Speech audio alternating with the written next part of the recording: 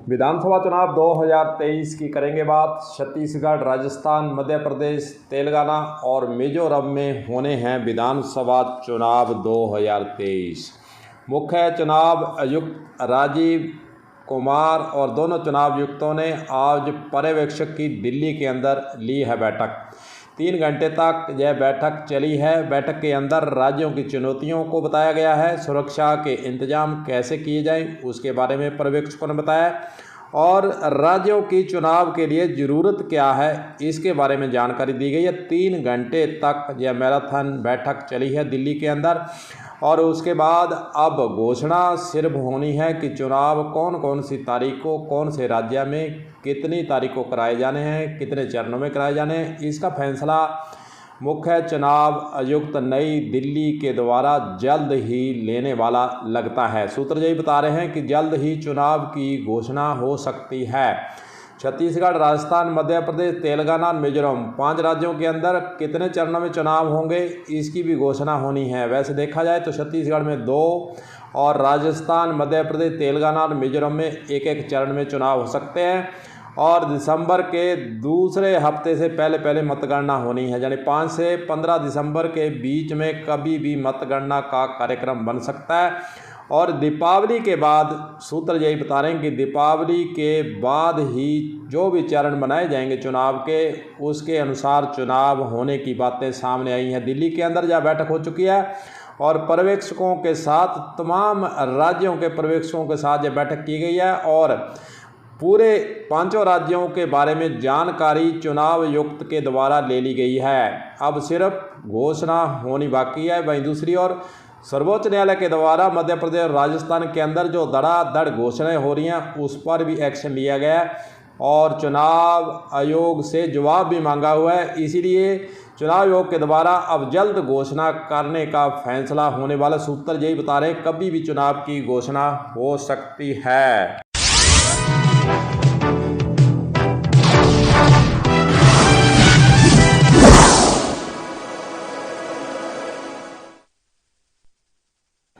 अब चुनाव की घोषणा होने वाली है तो दोस्तों फिर हनुमानगढ़ जिले के अंदर 5 विधानसभाएं हैं जहां एक और टिकट वितरण के लिए जोर आजमाइश नेताओं की जारी है। कांग्रेस पार्टी, बीजेपी पार्टी 2 ही पार्टियां सामने आई हैं। सीपीआई ने तो अपने कैंडिडेट हनुमानगढ़ जिले की बात कर लें तो तय कर दिए हैं।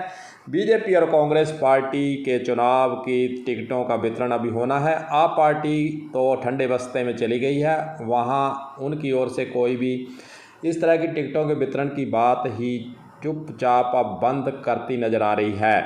वहीं दूसरी ओर बीजेपी कांग्रेस की बातें जरूर चल रही हैं। कौन बाजी मारेगा इसका फैसला जल्द होने वाला। जैसे चुनाव की घोषणा हो जाएगी उसके साथ ही टिकटों के वितरण का भी कार्यक्रम पार्टियों के स्तर से जारी कर दिया जाएगा। हनुमानगढ़ जिले की बात कर लें तो 5 विधानसभा है जहाँ पर, और वहीं दूसरी ओर मतदान केंद्रों की बात कर लें तो 1286 मतदान केंद्र हनुमानगढ़ जिले के अंदर स्थापित किए गए हैं। अगर हम युवा मतदान केंद्रों की बात कर लें तो 40 युवा मतदान केंद्र बनाए गए हैं। वहाँ पर युवा कर्मचारी ही नियुक्त होंगे। महिला मतदान केंद्र 40 बनाए गए, कर्मचारी भी महिला ही वहाँ पर नियुक्त की जाएगी। हनुमानगढ़ जिले की बात कर लें तो दिव्यांग कर्मचारी भी लगाए जाएंगे, उनका भी हौसला अफजाई हो, उनको भी लगे कि हम चुनाव प्रक्रिया में शामिल हैं। 5 ऐसे केंद्र स्थापित किए गए हैं। आदर्श मतदान केंद्र की बात कर लें तो 5 आदर्श मतदान केंद्र जिसे पिंक मतदान केंद्र से भी अपने तर्ज पर कहते थे वह बनाए गए हैं। वहीं दूसरी ओर कैंडिडेट के अगर खर्च की बात कर लें तो 40 लाख रुपए की सीमा चुनाव आयोग के द्वारा जो कैंडिडेट चुनाव के अंदर उतरेगा वह खर्च कर सकता है। वहीं दूसरी ओर चुनाव को संपादित करने के लिए अलग अलग टीमों का गठन भी जिला स्तर पर किया जाता है और उसके तहत विभिन्न प्रकार की टीमें हनुमानगढ़ जिले के अंदर गठित की जा चुकी हैं। एसएसटी की बात कर लें तो 45 टीमें यहाँ पर लगी हैं और एसटी यानी बीएसटी वीडियो बनाने वाली 15 और वहीं दूसरी ओर एफएसटी जो है जांच करेगी 45 टीमें गठित कर दी गई हैं। वहीं निर्वाचन व्यय जो खर्चा 40 लाख की सीमा रखी गई है और उस पर नज़र रखने के लिए जो प्रचार प्रसार किया जाएगा, बैठकें की जाएंगी, सभाएं की जाएंगी, उस पर नज़र रखने के लिए निर्वाचन व्यय टीम है जो निर्वाचन का लेखा जोखा रखेगी, वह भी 5 बना दी गई हैं हनुमानगढ़ ज़िले के अंदर। वहीं दूसरी ओर मीडिया सेल भी विधानसभा वार वहाँ पर भी रहेगा और ज़िला स्तर पर भी मीडिया सेल का गठन किया है, जो कि पेड न्यूज़ और अन्य जो खबरें हैं उस पर नज़र रखने के लिए और समय समय पर विभिन्न स्थानों पर सभाओं के अंदर क्या हो रहा है, आचार संहिता का पालन हो रहा है कि नहीं हो रहा है, तमाम बातों को लेकर मीडिया सेल भी बनाया जा चुका है।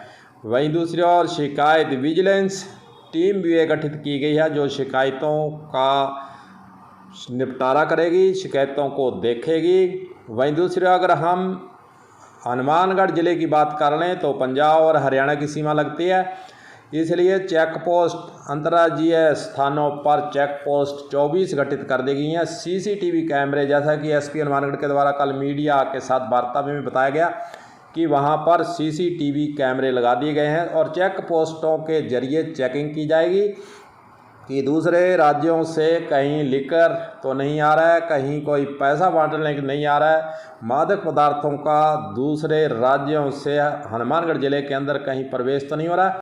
सुरक्षा के हिसाब से हनुमानगढ़ ज़िले के अंदर तमाम ऐसी व्यवस्थाओं को जिला प्रशासन और पुलिस प्रशासन मिलकर लगा हुआ है। अगर हम मतदाताओं की बात कर लें तो 7,26,000 के लगभग पुरुष मतदाता हैं और महिला 6,62,000 हनुमानगढ़ ज़िले के अंदर जो है वोटर वो बनाए जा चुके हैं।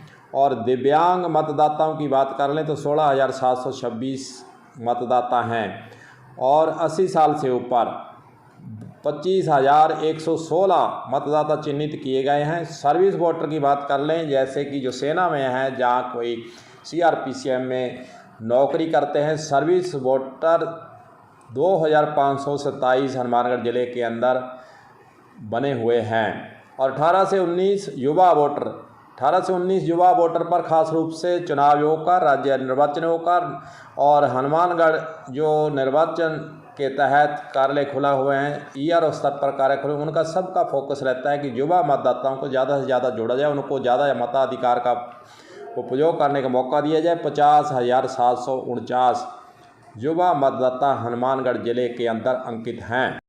विधानसभा चुनाव में पहली बार 80 साल से ऊपर वाले महिला पुरुष को घर पर ही मतदान करने का अवसर पैदा किया जाएगा, यानी उन्हें घर पर ही मतदान करवाया जाएगा। जो मतदान केंद्र पर आने में असमर्थ है उन्हीं ही लोगों को यह सुविधा दी जाएगी। कहीं ना कहीं चुनाव आयोग के द्वारा अब सुविधा को बढ़ाने का काम भी चल रहा है। अब देखते हैं कि चुनाव की घोषणा कितनी जल्दी हो पाती है, क्योंकि चुनाव की तैयारियां दिल्ली के अंदर चुनाव आयोग के द्वारा पूर्ण कर ली गई हैं। सभी प्रकार की सूचनाएं अंकित कर ली गई हैं। राज्यों का दौरा हो चुका है और पर्यवेक्षकों के साथ आज जो बैठक हो चुकी है। देखते हैं कब होती है घोषणा और कब राजनीतिक पार्टियों का ढोल नगारा चलना होता है शुरू। कलम न्यूज़ के लिए गुरुदेव सिंह सैनी की हनुमानगढ़ से रिपोर्ट।